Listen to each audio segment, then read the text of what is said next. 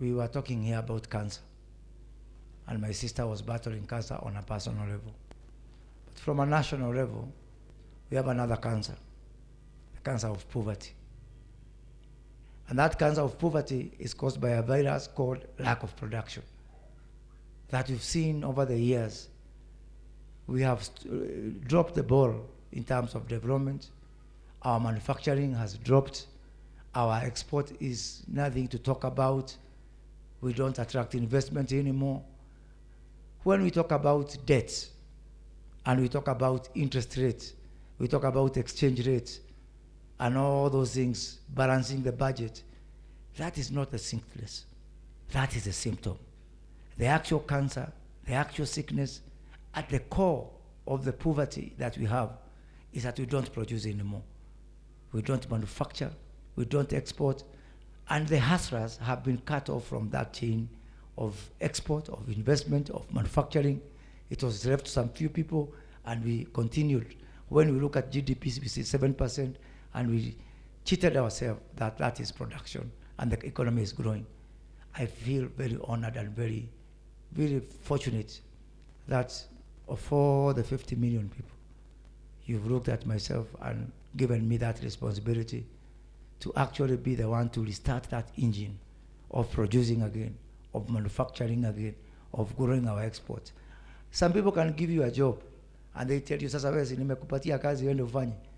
Not only have you given me a job, but you are extremely supportive. I actually promised you one thing, and I mean it. Ukienda nyumbani after 10 years, hiyo 5, mimi naenda na wewe. Uende Sugoi, mimi nikuje hapa. Because I don't know what else I can do.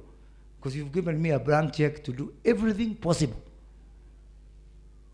I cannot come and say I want to be a governor and a senator again, because I am living my dream.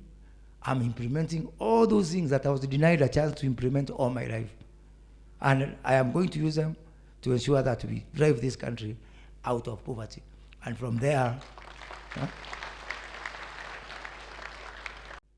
let me take this opportunity first to welcome you to this village and this home, and to thank you all for the prayers, for the messages, for all forms of support that you have extended to our family since the demise of our sister.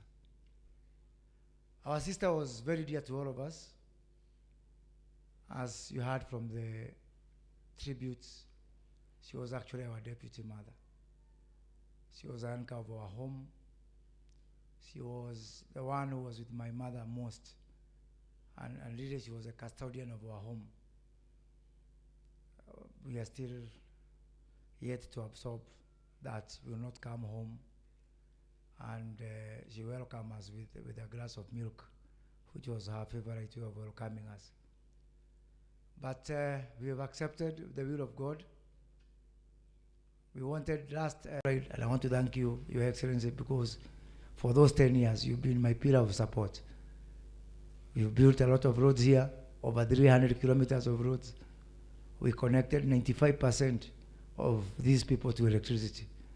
As a matter of fact, we say we have got our own constitution in Gatundu South, whereby kama hauna stima tunaita chief, unashikwa unawekwa ndani, because it's criminal not to have electricity. And you are the one who came here 2016. 6 years ago you came to Kiganjo and you launched for us when we got the certificate of the first constituency to achieve close to 100% electrification. We've got some other work that's happening, continuing.